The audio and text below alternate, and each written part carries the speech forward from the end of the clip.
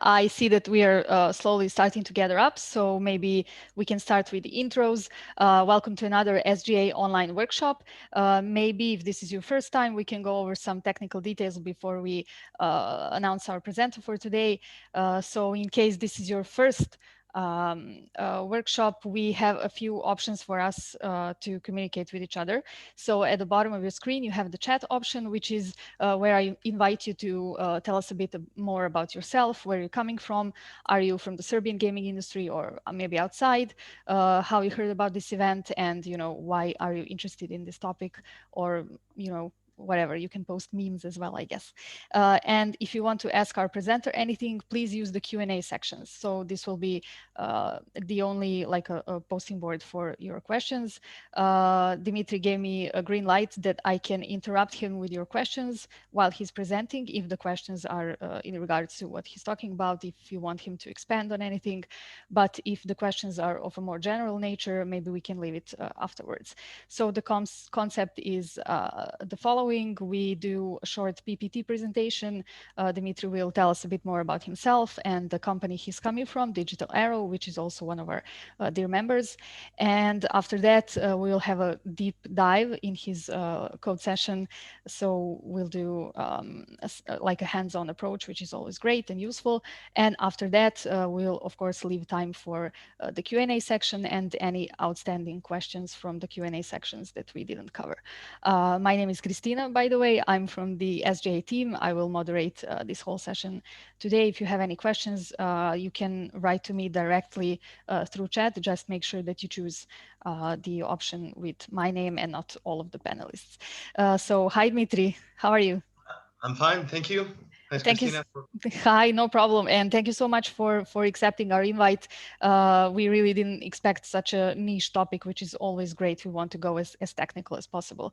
Are you calling us from Spain? Yes, I am. Cool. So if it's okay with you, we can take it away. You can share your screen, and Yes. while Dimitri is doing that, he will turn off his camera just for the sake of bandwidth. We don't want any technical issues. Cool. Okay. So you can share your screen. I'll confirm that we see it. Awesome. Right, so you guys can see it, yeah? Yeah, it's perfect. Go ahead. Thank you so much. Okay, so yeah, welcome everyone to this workshop about how to build an online multiplayer difficulty scaling system. Thanks to the Serbian Games Association for having me.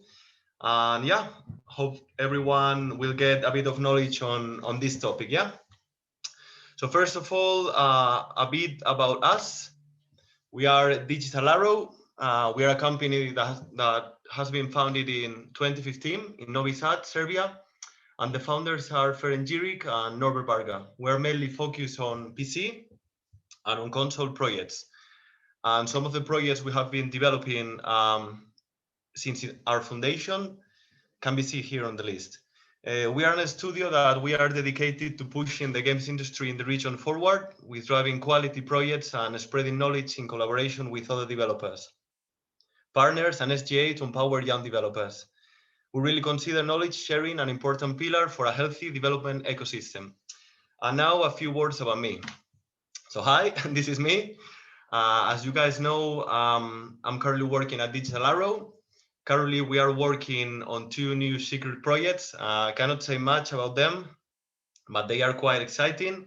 And our last release has been 𝐋𝐄𝐂𝐓. It's been a game which was developed in UE4 completely, and it was published by THQ Nordic.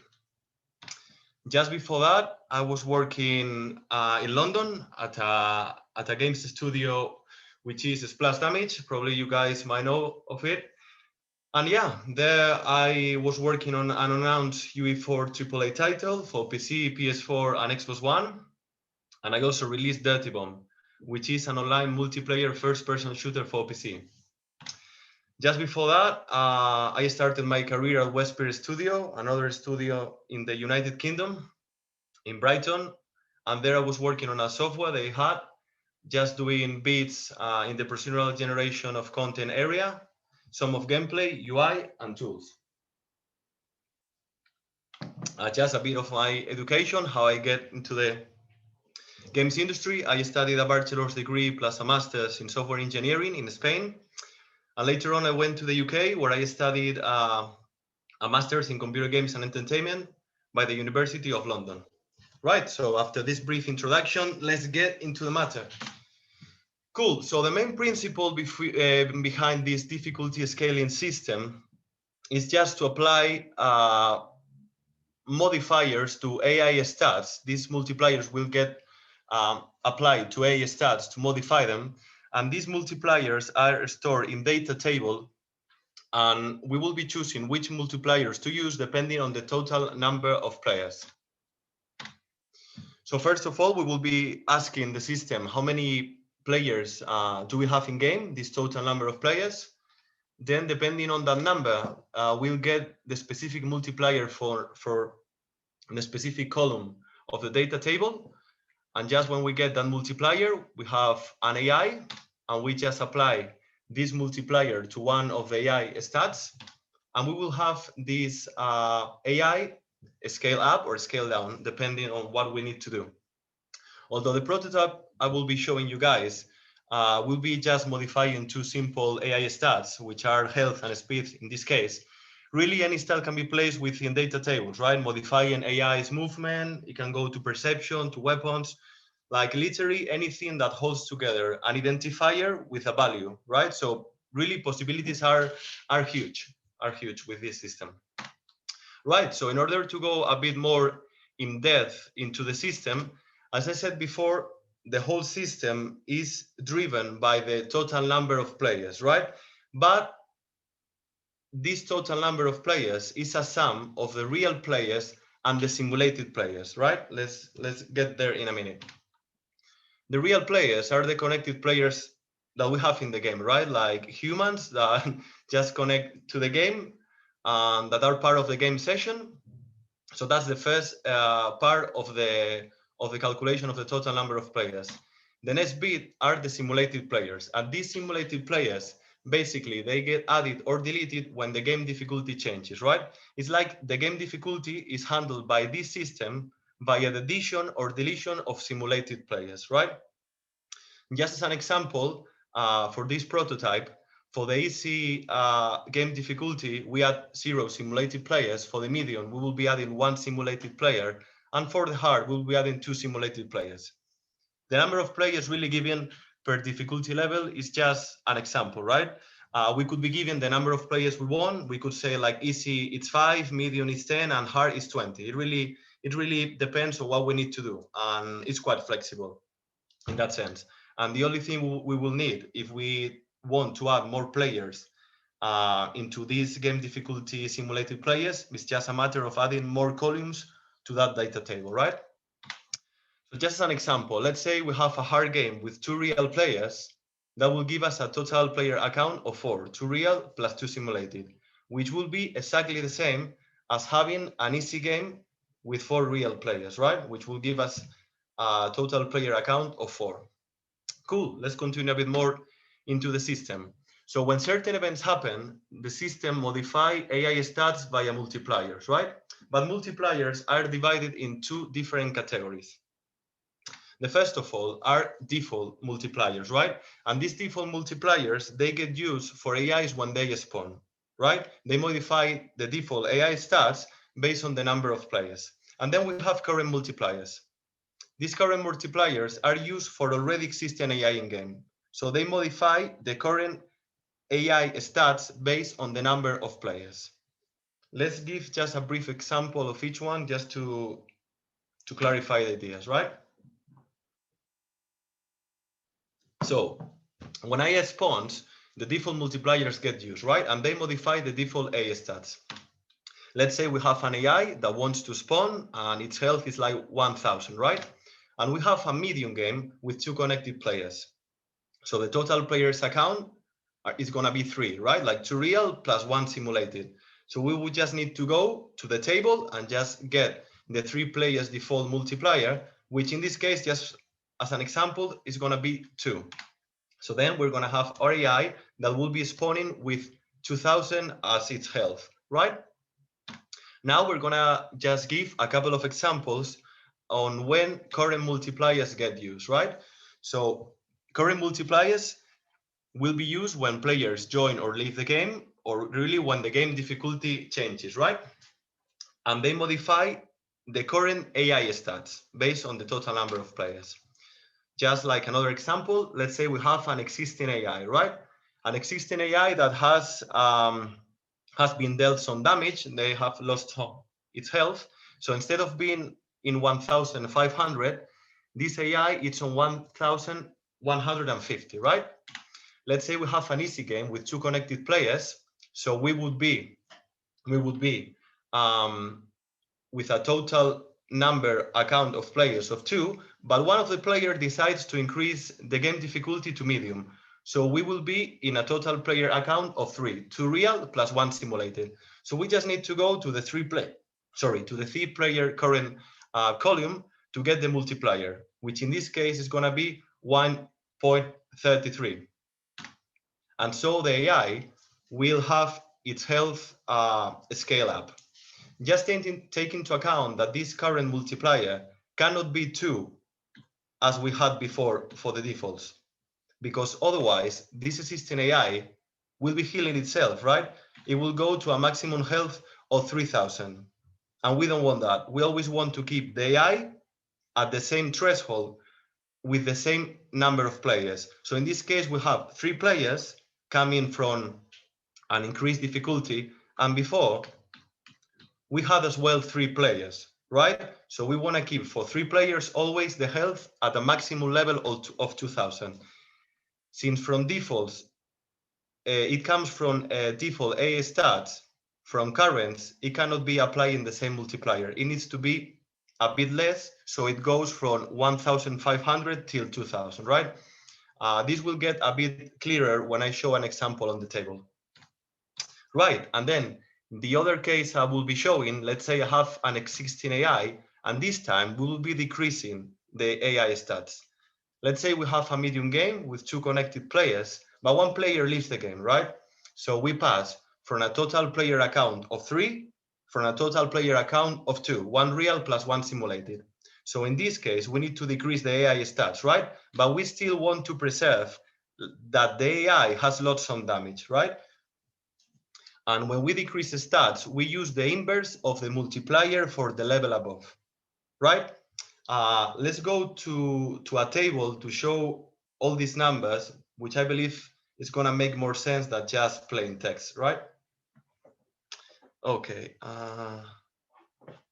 Right.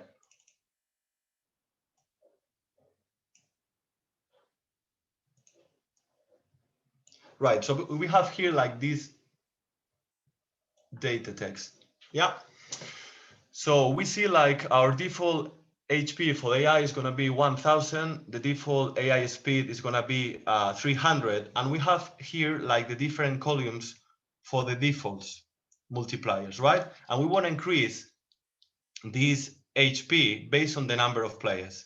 So for the defaults, we always start from the default AI and default AI HP and speed, and we just apply the different multipliers to go from 1,000 till 3,500, right? But when we talk about currents, when we have already existing AIs in game, if we're gonna go from a 2,000 AI to a 2,500, we cannot use these multipliers, because otherwise we will be getting double. So we will be getting like 4,000. What we want to do is like get this 2,000 and just apply this 1.5, right? So for currents, multipliers just decrease as they make progress, right? Yeah, these are just some example calculations just to show you what a designer will be doing to tweak the game, right? Okay, so let's get back to the presentation, and we will be showing just a few properties about this system, right? So first of all, it's a complete data-driven system, right? Because AI stats multipliers will be stored and read into the system via data tables. There's nothing hard-coded, and everything is on tables. Easy to maintain, easy to modify by designers or by any other person that wants to tweak the system. and really flexible to grow, right? Then it's unified. It's unified because it is a system that handles several cases with just a simple approach, like this total number of players, right? So in this case, we handle how players join, how players leave, how the game difficulty increases, how the game difficulty decreases. We could even be adding a new parameter, like how the game, let's say we are tracking how the player plays, right? And let's say the player is like killing so many AIs, and we want to make that game more difficult. We could be adding more simulated players, or if on the contrary, the player is like being killed so many times, we just decrease the number of simulated players. So it really gives us like a really good example where everything is driven by just one parameter. The next thing is versatile, right? Versatile because it can be used for regular co-op. It could be used for competitive game modes online, like multiplayer, along with lobby-oriented games or drop-in or drop-out systems, right? And finally, we believe it's quite powerful. Powerful because although this prototype will just be modifying two AI stats, which are health and the speed, really any stat can be placed within data tables, right? We could be modifying AI's movement, weapons, perception, literally anything that holds together an identifier with a value. So possibilities are like huge. It's quite powerful.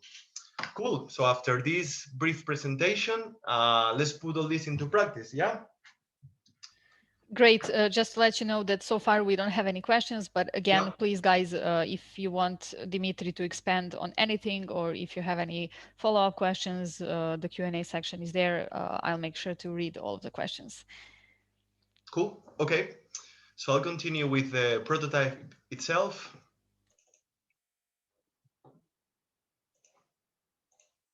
Right. So here we have Visual Studio. Let's just start our prototype. So for the sake of simplicity, in order not to start from scratch, I have just built a small prototype, which has been built from the first person template that you guys can find on the Real by default. And just like an AI that just moves around, goes to a place, a random place, waits for 5 seconds, and just starts the process again.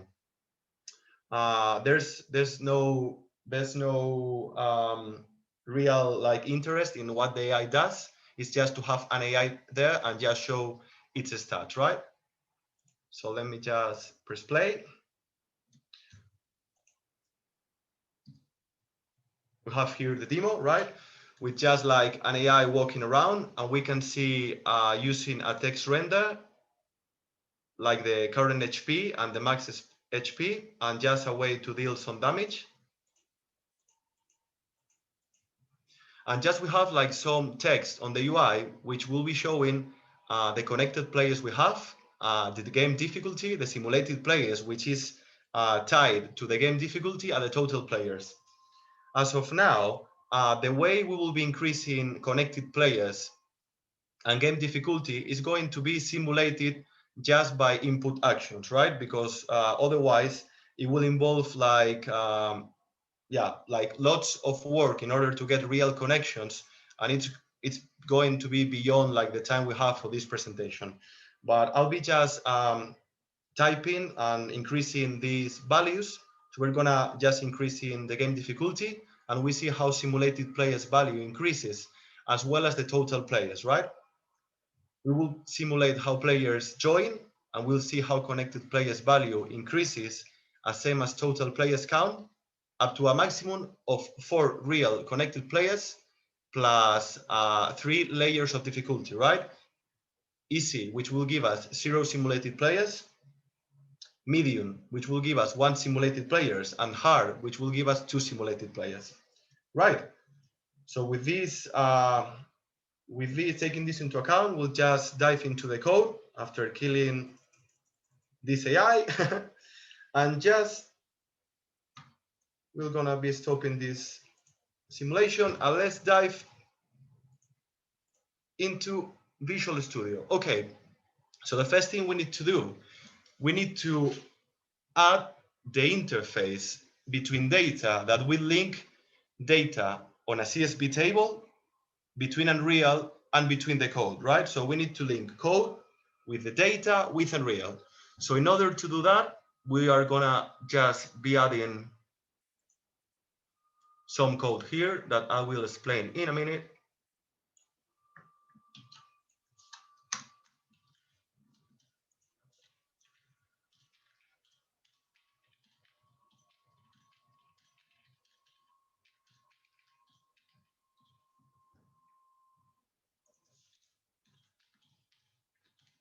Right, so first of all, in order to create this link between a data table's data, Unreal, and code, we need to find a way to just specify this data, right? So first of all, we will be adding like an enum, which will give us an identifier to which stat we want to modify. In this case, we just have health and speed.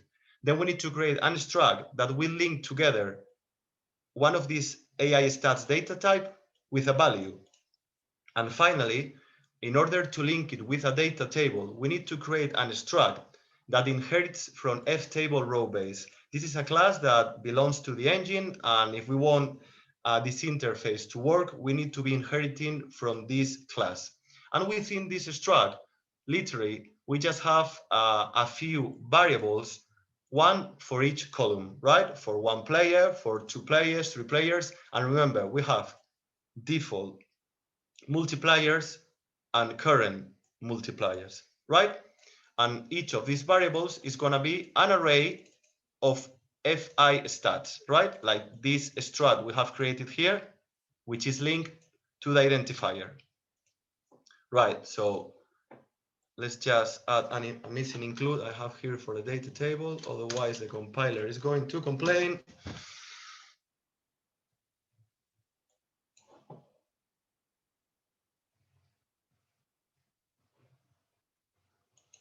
Let's wait for it to compile.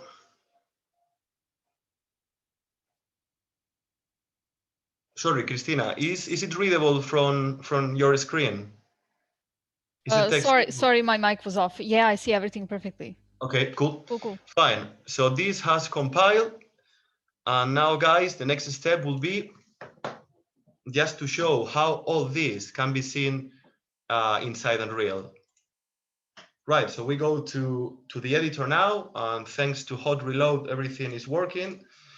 So we go to miscellaneous and we go to data table, right? And look at this magic. It asks us for which row to pick. And haha, we have here like this data type, right? This AI difficulty progression data, which is the one we have added in our code. Cool, so we go back to the editor, we pick it, this table gets created, and later on, I have already the data table created with all the data, which I'll be pasting, but for now, we'll just open this to see how it looks within Unreal. So as you guys can see, we have already here all the different columns we have defined into code, right? So it will be just a matter of adding a new row. So we have all these below, and we will just be adding elements to this data table, just as an example, which is quite useful to know how Unreal serializes data, right?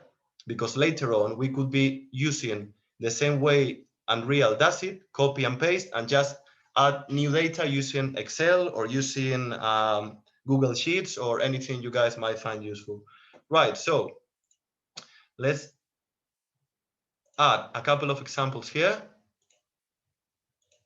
And you see how this is pulling from code, right? We have here the stat, the value, the stat and the value, and the identifier we have added there as part of the EAI stats. And this is quite flexible because designers or anything that wants to modify this, they can just come here, say health, don't know, 1.5, speed, speed 2.0. And we see here above how Unreal serializes that, right? We can save this, And imagine we had like some other stats. We could have here anything you guys might think of, right? Movement, perception, combat, weapons, anything. Right, so we just save this for the sake of the example. And what might be useful now is to see how this gets moved into a CSV, right? So just we select the table, right click, export as CSV, and we choose now where we want this to be exported. We have here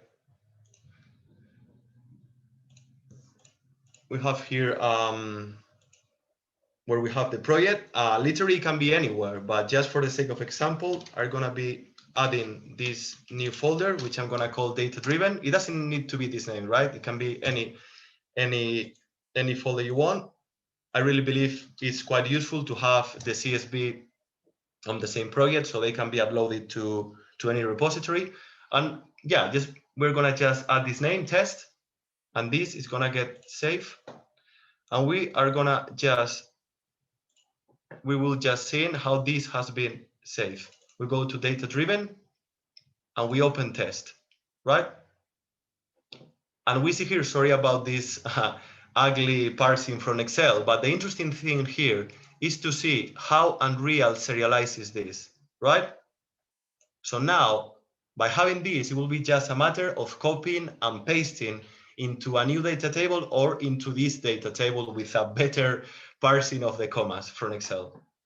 Right, so I'm gonna be deleting this test, the same from Unreal, and I'm gonna be showing you guys how it will look like when we have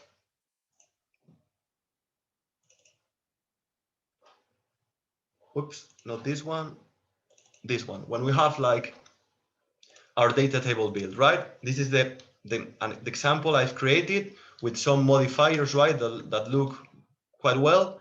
And yeah, you see how I just copied how Unreal serializes data in all the different columns for defaults and for currents. Cool. So once we have that, the next step will be to import this CSV into Unreal, right? So we will be doing just the other way around. Instead of creating a data table within Unreal and seeing how it serializes, we will just get in the data table that we created in Excel or somewhere else and just importing it inside Unreal. Cool. So let me just get this data table I created just for the sake of saving time, and we just paste it here, right? We open it and it has the ugly the ugly looks from Excel, but I promise it will work. Cool.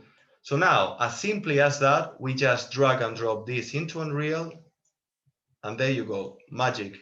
It will ask us for the type of data table row, and we will be choosing the one we just defined it in code. We press apply. We just open this, and we have all the values within Unreal now, right?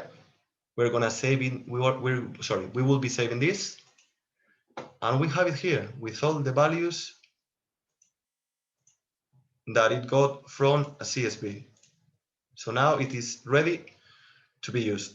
Okay, we close this, and now the next step will be hooking this data table from code into the game mode, right? Which is the place where we will be placing this game difficulty system. Right, so now we go to code, we open the game mode. We can close this because we won't be needing types anymore. And we open the implementation. We just move it to the right. 𝐼𝐋𝐿 useful to have the header on the left and then the implementation, the source file on the right. Okay, so now we're gonna be adding a way to hook up this data table we have just created to code and then to the game mode. So now we just add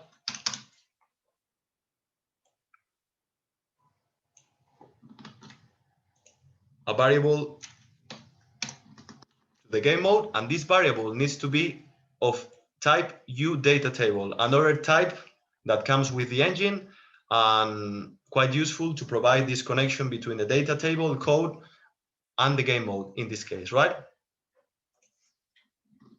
Right, so once I'm here, I'm gonna be showing you guys as well how I did this simulation of connecting players and increase difficulty. So basically you have like these variables, which are the connected players and the game difficulty. And we have like these two functions here, right? Update connected players. We will be just increasing the connected players or decreasing it. And the same with the game difficulty. And in terms of getting the simulated players, we just have this easy function that depending on the game difficulty enum, it will give us 0 for easy, 1 for medium, and 2 for hard. All this is being called from input actions, right? That they are tied to the keyboard. But this will be replaced in a real problem with some functions I will be giving you guys later on that are part of the game mode, right?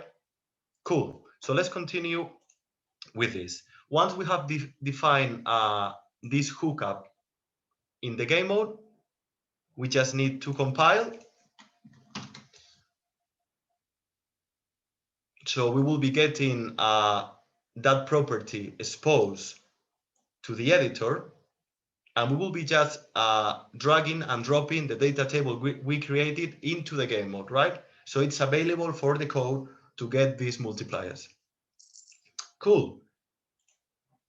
We go to the game mode. This is just a blueprint I created inheriting from this class, right? We just open it.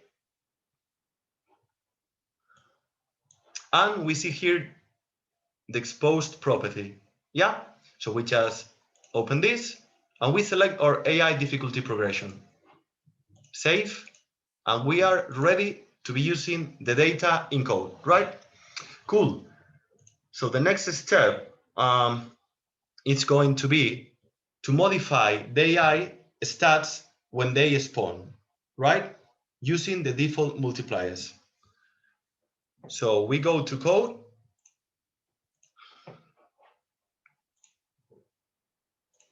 We go to code.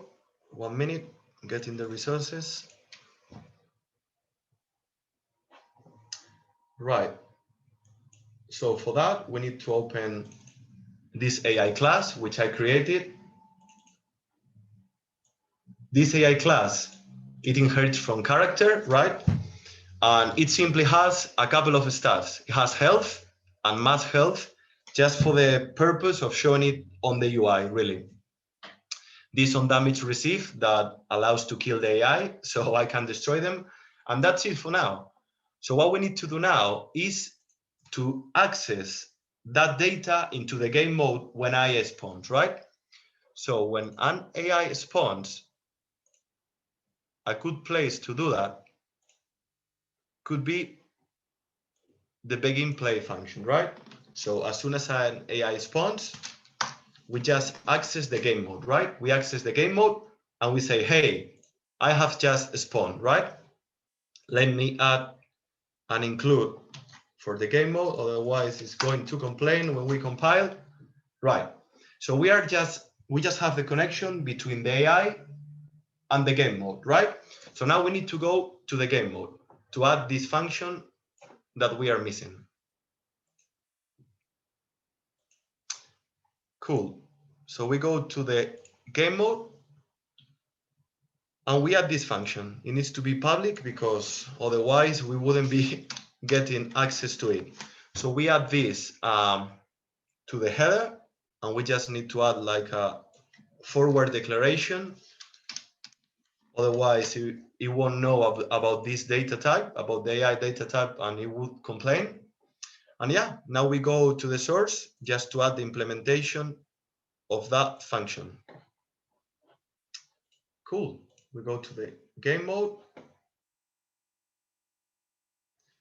and we add this function, which is on AI spawn. Cool. So we have here. What does this function do? Okay, let's go to it. So first of all, it checks for the AI being valid, right? So if it's not null and it hasn't pending and it's not pending to kill. Later on, we check if the table, remember guys, like this hookup we added here, the table itself, if it's not null, right? So if there's something there.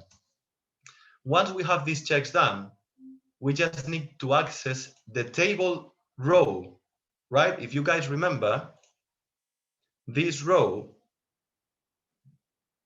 wait a minute, let me show you guys the row so you guys remember.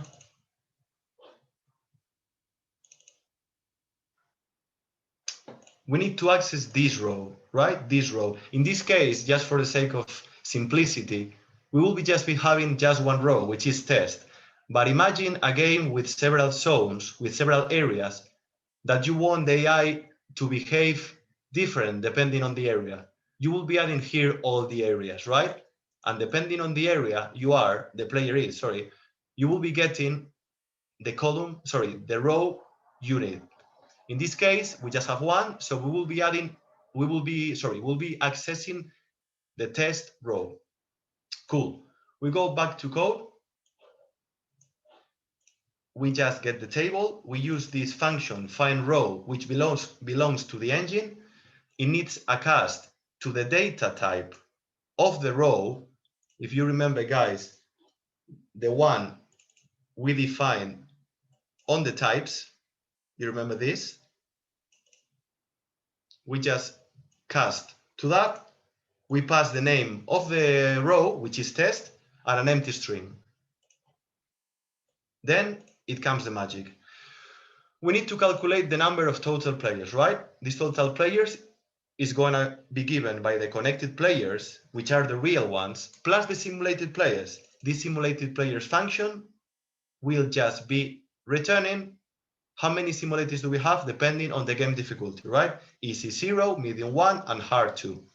Once we know the number of total players, just an easy switch, that depending on the number of players, it will be calling this function, modify AI stats from default, passing the AI we want to modify, the AI that has just spawned, right?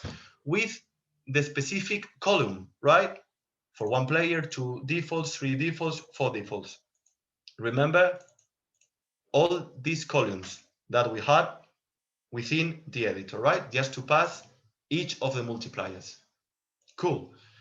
So now the next step will be to add this function, the one that will actually modify the AI stats on the AI. So we're going to be adding the implementation of that function just here, right? So this function is going to be quite easy. It will be just getting the AI, the multipliers for each of the columns, and it will be just calling this modify stat on the AI, right? Let me add just an include above, because it needs to know about the AI class, otherwise it is going to complain. Cool. So now the next step will be to add this modify stat on the AI, and the AI will be modifying its stats. So let's go back to the AI. Let's add this function, modify stat, and its implementation, right? Let's add an include here, because otherwise it's going to complain about the types.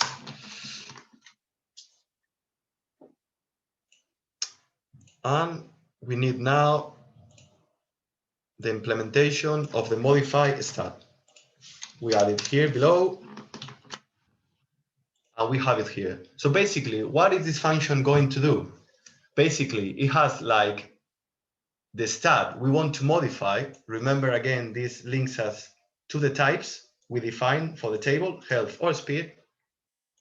So depending on that, it will be health or speed. If it's health, it will just simply apply the value that we get from the table, and it will be applying it directly to the mass health, right, and to the current health.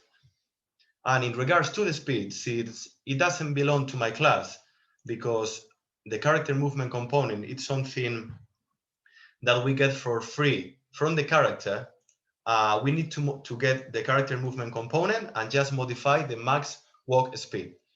And in order for it not to complain when it compiles, we need to get access to the character movement component. So now let's just compile all this.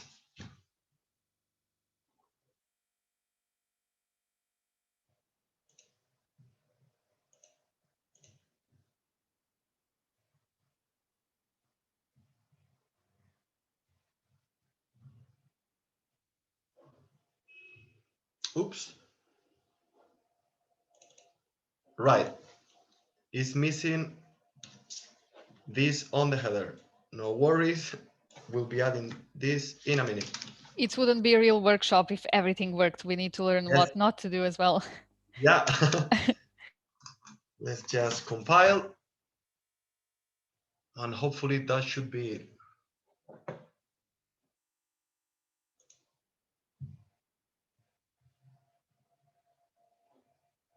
Wait for it to compile. There you go. And with the magic of this hot reload, everything should be working in game. Right, so let's just play. Let me maximize the screen so you guys can see. Cool. So we have like this AI, right? Let's just kill it for now and just increase the number of connected players, right? Let's say one player joins. So we have 2 players, and the game difficulty, we go from easy to medium. So we have 3 players. We just have an AI spawning. And there you go, 2,600, right? It will be clearly seen how this AI will move faster. Let's say we have like another player joining.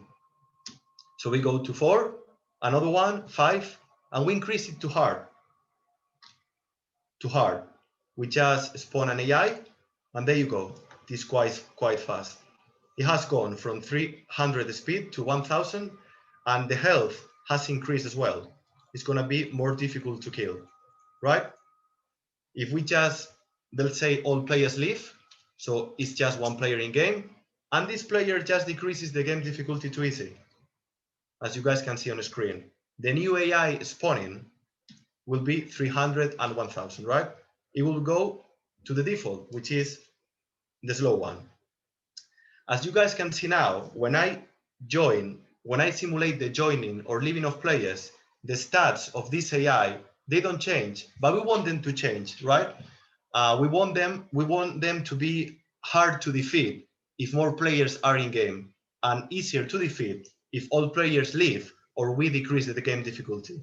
That will be the last step we will be including, and it will be using the current values, if you guys remember from my presentation. Cool. So let's go to that bit, which will be the end of the prototype. Right, so let's go back to code.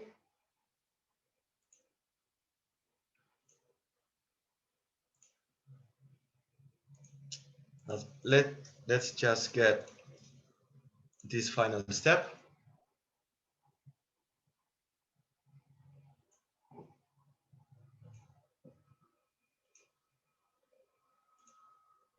Right, so we need to add 3 functions here, right? 1 to increase the AI stats when player joins or we increase the game difficulty. 1 to decrease the AI stats when we decrease the game difficulty or when players leave. And a function to modify the AI stats from the current values, quite similar to the ones we have to modify AI stats from defaults, right? Cool, so let's just give a body to these functions, right? Cool, so we go to the CPP. If you guys remember these 2 functions I explained before, which basically will just increase the number of players, decrease it, increase the game difficulty, or decrease it, this is the place where we want to be calling these new functions, right? So when we increase the players, we just call increase AI stats. When we decrease the player, we just call decrease AI stats. And we do the same for the game difficulty, right? When we increase game difficulty, we just increase AI stats. And when we decrease game difficulty, we just call, decrease AI stats. Cool, so we have increase, decrease, increase, decrease. That's fine. So now we're gonna be just adding a body to this increase and decrease, right? We want it to work. Right, so let's go first of all to the increase. It's gonna be quite similar function to the one using defaults. In the case of increase, we do the same checks, right? So we check for the table not being null. We get the row, the same as we did before. We get the total number of players, and since these functions increase or decrease will be called after we increase the players or decrease it, and the game difficulty changes, by the time this function gets called, these total players will have the right amount of players. And then we just call this modify AI stats from currents, which for now, we don't have a body yet. We just pass the right column from currents, if you guys remember, and a Boolean, which is true. And I will be explaining later on why we need this Boolean, right? Cool. So now we just need to add like a body to the decrease AI stats. And it's quite similar, to be honest. We just need to get the column, we get the total players. And the thing that is different here is like when we increase, when we go from 1 to 2, we just need to use the 2p currents. When it's 4, the 4p currents. But when we decrease, if you guys remember from my presentation, if we go from 2 to 1, we need to use the level above because we will be dividing, right? If we increase, let's say we multiply by 1.25, but when we decrease, we multiply by the inverse, or we divide, which is the same, by 1.25. Okay, so once we have this, the only thing remaining will be to give a body to this modify AI stats from currents. So we're going to be adding this. And what is this function going to do? Basically, it will get all AIs in game, right? It will iterate through them. And basically, it will be passing the modifiers we get from the table, and it will be just applying it using the same function we use for the defaults. If you guys remember, to modify the stats, right? The ones that just updated health and the speed on the character movement component. What was that Boolean used for? If you guys see, here I'm passing true, and on the other one I'm passing false. Simply, if it's true, it will just apply the stat itself. Otherwise, it will just calculate the inverse, what we want to decrease the stats. Let's just add an include on the top of the file, otherwise it won't know what 𝐋𝐄𝐂𝐓 statistics is. And hopefully it should compile. Let's see.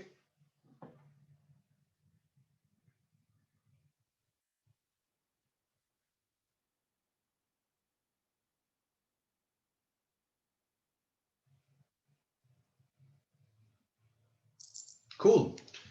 So everything went well. Just go to the editor, and now we will be able to see how AI's stats increase and decrease when players joins or leave, or when we increase or decrease game difficulty, right? So we have this AI, right? Like this poor guy is just with 1000 health and 300 speed. Let's just deal some damage on this guy. So it's on 700, right? Let's say we want a player to join, right? A player just joins into the game. We just simulate that, and we see how this AI has gone to 1050 because we are using currents. We cannot use default because otherwise we'll be healing the AI, right? Now let's just spawn another AI and we have 2 players in game, right? So this, when we spawn an AI, will be using the other system, the one that uses defaults. We spawn an AI, and you see how it is on 1,500, right? The same as the other guy, but the other guy has lost some damage. So it needs to remain on this value, right? Let's just increase game difficulty. Let's go to hard, right? Medium and hard. We see how stats change on this AI.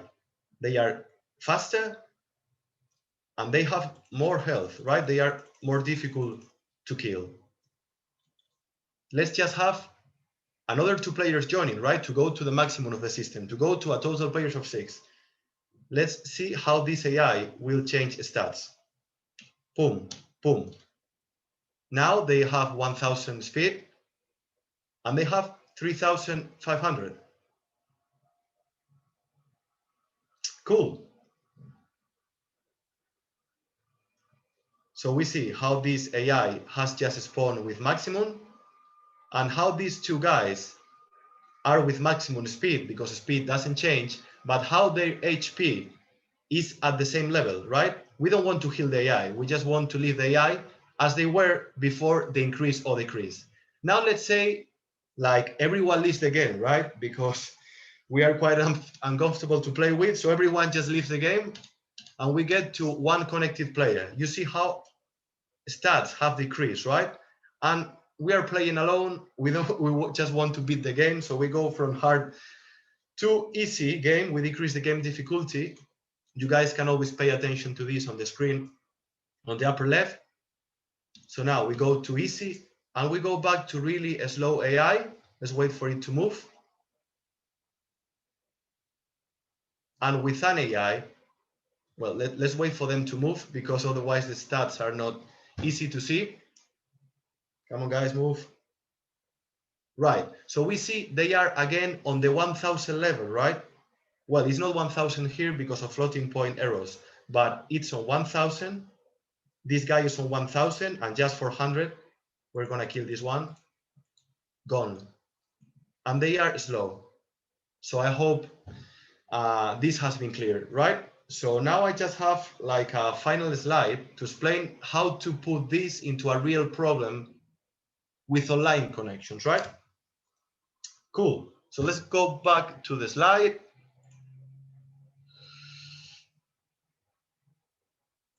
Right. Okay, so turning the prototype into an online multiplayer difficulty scaling system.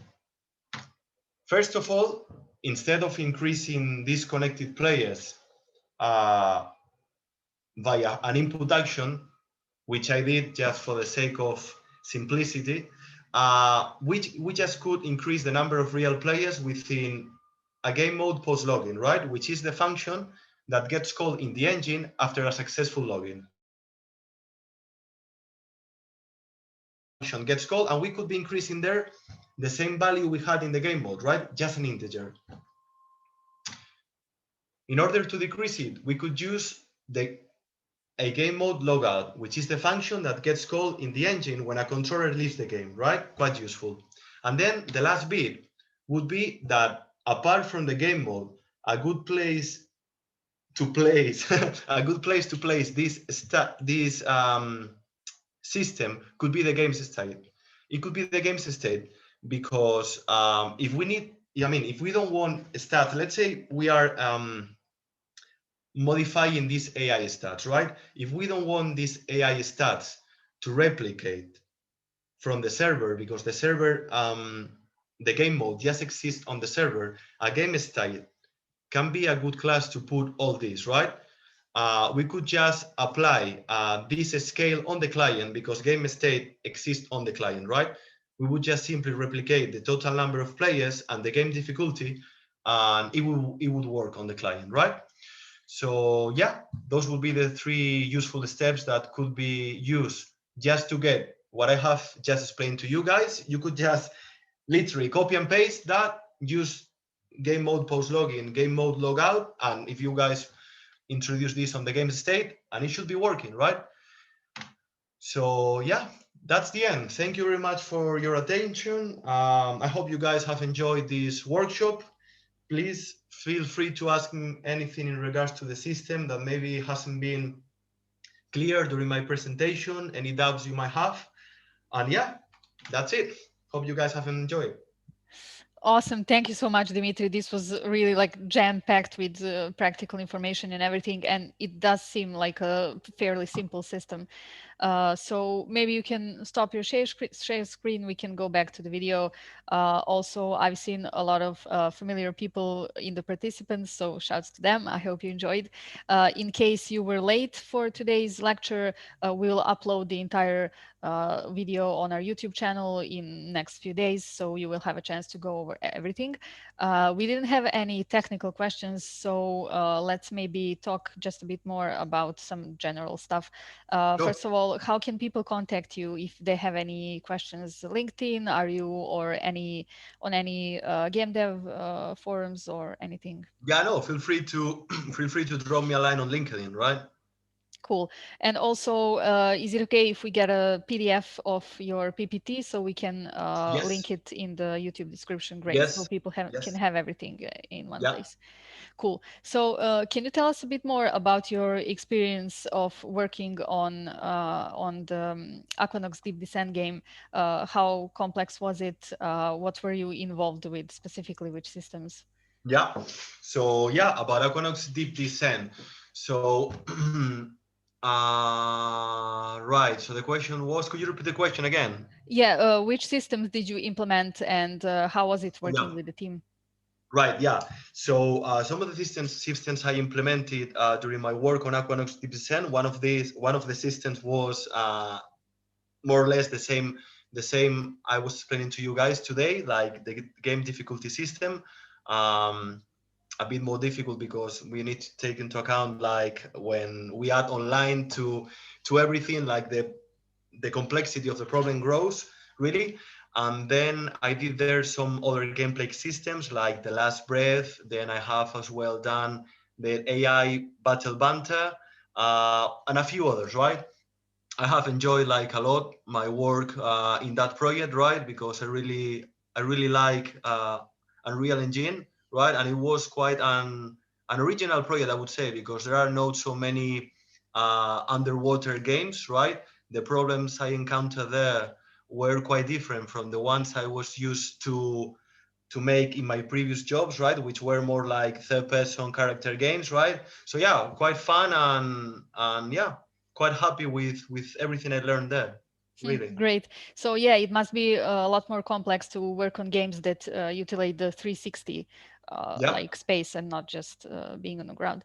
that's it. Awesome. So in your day-to-day work, which other teams do you collaborate with? Because we have people here working on PC games in smaller or larger teams. Yeah. So how do you align with them, and who is your greatest ally in the rest of the team? Right. So my greatest ally, first of all, are well, like the people in the team of programmers, right? Because we need to share lots of information, how to approach problems, right? How to structure the code, how to just put everything in place so it works. Then another team I work a lot with is design, right? Because they are the guys designing the game itself, the guys that have the ideas, the guys that write how the game should work. So it's like a constant contact between us, the programmers, and them to get like the real experience, the fun experience, right, in the game. So I would say that's like one of the teams, design and programming, two teams that really go hand by hand, to be honest. Yeah, Robert just mentioned something in the chat that I also wanted to say. The Oh yeah, the QA, the QA. QA That's crew as true. I'm well, sorry. definitely. Yeah, definitely the QA. Sorry, sorry guys. Yeah, the QA. I mean, without QA, there wouldn't be any games, to be honest, right? Because the stuff we do and the stuff that others think and imagine without test, then there's nothing because the game would break, right? And yeah, sorry guys. QA is like one of the most important teams that there's need to be in a company, right? Because it needs to work and needs to be fun, right? It needs to be reliable. So yeah, QA as well. Yeah, definitely. And in terms of career advancement, what advice would you give to people watching us today? Like, are there any online resources? Do you follow any specific tutorial channels on YouTube? Where can they find things to upgrade? You mean like to upgrade and to get into the industry, or how to? To upgrade their knowledge, to Yeah. practice, to learn new things. Yeah. Right. So I would say, like, first of all, if you guys really are into a game engine, let's say one, for example, it being Unreal or being Unity, just with every update they just release, just read what they have done and just play with the systems, right? Just to be up to date with the latest release. Then one of the sites that I really like is Gamasutra, right? Which is like a common place for new ideas and really interesting articles there. And also GDC, right? GDC is like a portal to just watch videos of the latest technology in the games industry. So I would say those three are quite good to follow. Cool. Thanks so much. Any conferences you would recommend people to visit, because a lot of them were online this year? I would say GDC. GDC Yes. is like key, yeah, and it's Alpha and quite Omega. wide. Yeah. Yeah, it's like quite wide because there's so many topics, right? So all of them like quite interesting, and it's just cutting edge technology, right? Cutting edge technology of games that probably they have just played a few years ago or even months, right? So yeah. Definitely. And in your professional career, did you ever have a mentor, someone who guided you through the process? Maybe not someone from your team necessarily, but Hmm. someone with more experience. Well, I would say like all the mentors I had were within the companies I work with, right? So all those senior staff, more senior than me, that would just guide me about how to make progress into my career, right? So I got everything from the professional background, right? Nothing outside of the companies, but within the companies. Yeah, definitely. And it's, what you did today for us. You were a mentor for an hour Okay. to the people here. Okay, that's great. So, and one more question that we very often get almost for all of our presenters and Yes. lecturers is this tricky part of getting a job in the industry, where companies usually say you need 2 or 3 years of experience to get a job, but you cannot get experience if you don't get a job. So it's this whole catch-22 situation. So Yeah. can people work on their own projects? Do you find that Definitely. that's something that's acceptable, like a portfolio and in a CV? Yes. Definitely. Um, I would say like for someone that really wants to join the industry, right? I'm just speaking, yeah, on the programmer side, literally, but it could be applied to anything, right? You don't have experience, right? Because no one employs you, right? But you can always build your prototypes, right? Just get into the technology, just get into Unreal, get into Unity, do your own bits, even if you start just by following tutorials, but then just present something done by you, right? Done by you, and that it brings a bit of thinking and complexity, right? Not just like this tutorial you follow to build a first person shooter when there's thousands there, but maybe something as a game difficulty system, something as a weapon system, something that brings a bit of interest, right, to the people that you want to work with, right? Literally. That's very good advice. Thank you. And Mm. one more thing, when we spoke before, like when we were preparing the workshop, Yes. you mentioned that the situation in Spain with formal education is fairly similar to our here in Serbia, Yes. because the industry is fairly young and there are not so many official programs at like state universities. It's So true. you Yeah. went to the UK, and as I Yes. understood, you had a great experience. Yes. Can you tell us what's the situation there? Maybe we can learn In something, Spain, yeah, yeah. So basically, in regards to games, as I was speaking with you a few days back, uh, in the public universities, the state universities, when I joined them, there was not even a subject in regards to games, right? I know that now probably there are a few, but not much really. And of course, there are no degrees that are just focused in games completely. It is true, like there are some private universities which offer these degrees, right? But they don't have the recognition of the public ones, the state ones, right? So I guess as we talked a bit a few days back, state universities, since they are older, they take more time to get up to speed, right? To get up to speed. But in regards to that, since we are now talking about education, I would say even if game degrees are fine, right? Are fine to get you into the industry. In regards with coding, I would suggest that just generalist software engineer degrees or computer uh, program degrees are quite fine as well, right? Because you need to be a good coder, right? Because sometimes some of those degrees uh, they tend to they tend to, let's say, teach you a bit of everything, right?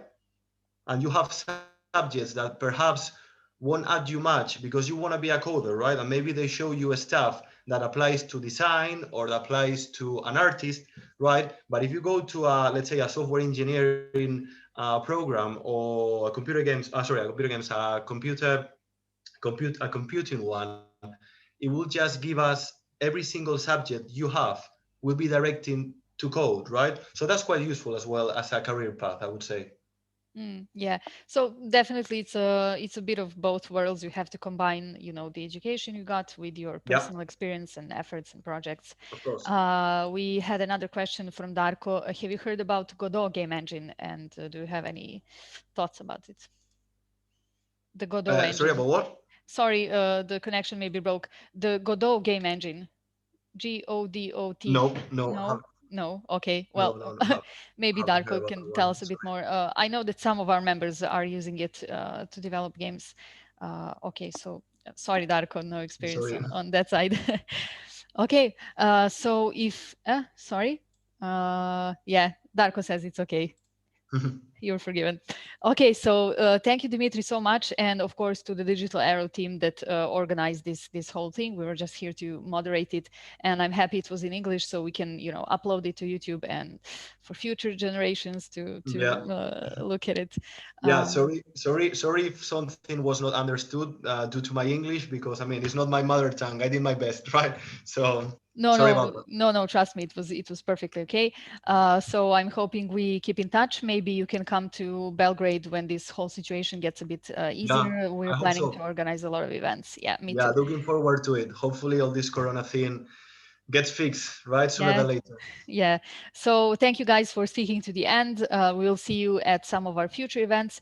I posted our Discord link invite in the chat, so it would be great if you can join us there as well. We organize these types of things fairly often, maybe every couple of weeks. So you can follow us basically on all networks: Facebook, YouTube, Instagram, LinkedIn, Twitter, you name it. SGA.rs is our website. You can find actually a game events calendar there where we keep track of all gaming events across Europe, so not just ours. And that's it. We'll see you soon. Bye, guys. Okay, thank you very much.